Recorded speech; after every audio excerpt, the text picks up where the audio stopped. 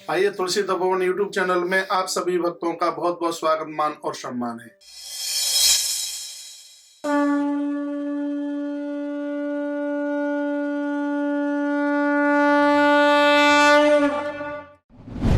इस वीडियो में मैं अपनी माताओं के लिए एक निवेदन करने के लिए जा रहा हूं कि बहुओं का बहुत बड़ा फर्ज है अपनी सासू माँ ससुर साहब के प्रति। तो उन मेरी वृद्ध माताओं का, उन जो रिश्ते में उन बहनों की जो सासुआं लगती हैं, उनका भी अपनी बहू रानी के प्रति उनका भी कोई फर्ज है, उनका भी कोई दायित्व है। इस वीडियो में ये सुनिए। पहले तो सबसे पहले मैं अपनी वृद्ध माताओं को प्रणाम करता हूँ। मुझे आशीर्वाद दीजिए। आपका बेटा कौशिक महाराज आपसे कुछ प्रार्थना करने के लिए जा रहा है, तो मेरी इस प्रार्थना को स्वीकार कीजिए। माँ, मैं आपको प्रार्थना करना चाहता हूँ, आपके घर में आने वाली जो बेटी है, वो आपके घर में जो आने वाली जो बहू है, तो वो सिर्फ आपकी बहू ही नहीं, वो आपकी बेटी भी है, और बेटी भी नहीं, बेटी से भी कुछ ज्यादा अधिक है। हमारे रामायण ने, हमारे मानस ने वर्णन किया है, और उस समय की बात थी जिस समय दशरथ राजा ने ये बोला था कौशल्या को, हे कौशल्य, तेरे यहाँ से किसी बेटी की डोली नहीं गई है, पालकी नहीं सजी है, इसलिए तू बेटी का मैं तो जानती नहीं है। मैंने देखा है राम के समय पर वो विदाई के क्षण मैंने देखे हैं। जब जनक की बेटी की जिस समय विदाई हुई थी, उस समय मैं भी खड़ा खड़ा रो रहा था। देखिए, पति से जो बनता है कौशल्या, वो पत्नी को देता है, कभी लेता नहीं। लेकिन आज मैं तुझसे मांग रहा हूँ, मुझे ये दे दीजिए कि तेरे घर में ये चार जो बहुएं आई हैं, वो बहुएं नहीं, ये तेरी बेटियां हैं, और इनको ऐसे रखना जैसे एक माता पिता अपनी बेटी को रखते हैं।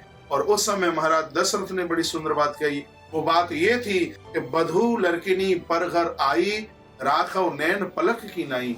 दूसरी की बेटी अपना सब कुछ छोड़ करके तो आई है, अरे उसका तो गोत्र भी बदल गया, तुम्हारे भरोसे तो वो अपना सब कुछ छोड़ छाड़ करके आ गई। तुम भी उसका साथ नहीं दोगे तो उसका फिर होगा कौन? जैसे आंख के पलक आंख की रक्षा करते हैं, उसी प्रकार से मेरी वृद्ध माताएं, घर के वृद्ध लोग, आपके घर में आने वाली उस बहू को ऐसे रखिए जैसे आंख के पलक जैसे आंख को रखते हैं। श्री मनु जी महाराज ने कहा था, यथ पूजन्ते नारी नमन्ते तत्र देवता। जिस जगह पर नारी का आदर है, जिस जगह पर नारी का सम्मान है, वहाँ संपूर्ण देवता आकर के वास करते हैं। और हम उन बातों को कैसे भूल जाएंगे? जहाँ जहाँ नारी का अपमान हुआ है, वहाँ कोई रोने वाला नहीं रहा। चाहे आप दुर्योधन का इतिहास देख लीजिए, चाहे आप कंस की बात सुन लीजिएगा, वो परिवार सहित बिल्कुल समाप्त हो गए हैं जहाँ नारी का अपमान हुआ है।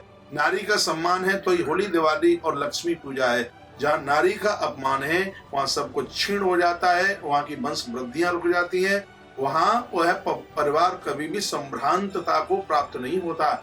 इसलिए मैं अपने वृद्धों के सामने हाथ जोड़कर ये बंधन करना चाहूंगा, ये प्रार्थना करना चाहूंगा कि आपके घर में दूसरे की बेटी जो बहू बन करके आई है, उसको अपनी बेटी नहीं, उसको अपनी बेटी से ज्यादा समझिए, तो वह बहू तुम्हारे घर को स्वर्ग बना देगी। और ऐसा क्यों होता है कि तुम्हें अपनी बेटी इतनी प्रिय लगती है, वो 10 बजे तक सोती रहे, आपके ऊपर कोई फर्क नहीं पड़ता? तो इसका मतलब यह है कि वो तुम्हारे पेट से नहीं उसने जन्म लिया, वो तो दूसरे के यहाँ से आई है, इसलिए उसको तुम इतनी गालियां सुनाते हो। इतनी गालियां तो शायद पुलिस वालों ने भी इतनी गालियों का कोर्स नहीं किया होगा जितना कि तुम बहुओं को गालियां देते हो। और ये ठीक नहीं है। इससे घर की शांति तो क्षीण होती है, इससे घर की संपदा भी नष्ट होती है। दूसरे की बेटी तुम्हारे घर की जो बहू बन करके आई है, इसको नारायणी समझ लीजिए, इसको लक्ष्मी समझ लीजिए। यही तो दुर्गा है जो तुम्हारे घर को सजाने वाली है। इसके ऋण से तुम और हो कैसे जाओगे? ये वंश स्रोत है। अरे मैं कितने शब्दों में बात कहूँ, ये सर्व प्रकार से तो जीवन तुम्हारे लिए जी रही है, तुम्हारे वंश का ये स्रोत बनी हुई है। प्रणाम ये करती है बड़ों को, और आशीर्वाद तुम्हारे पुत्र को मिलता है। लोग कहते हैं सौभाग्यवती भव। सौभाग्यवती में आयु उसकी नहीं बढ़ रही है, तुम्हारे बेटे की आयु बढ़ रही है। इसने अपने पेट में तुम्हारे खानदान का अंश रखकर, और वह इतना कष्ट झेल करके उसने तुम्हें, तुम्हारे खानदान को बढ़ाने के लिए एक अंकुर दिया है।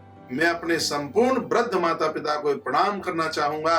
दूसरे की बेटी तुम्हारे घर की बहू बन करके आई है, उसको अपनी बेटी नहीं, अपनी बेटी से बढ़ करके मानिए।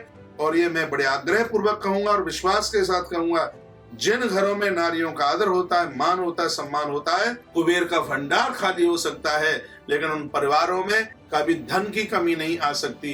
कभी बहू के पास बैठ करके उसको बेटा कह करके बोलिए, कभी उसके भी हालचाल पूछिए, कभी उसके सामने मुस्कुराइए।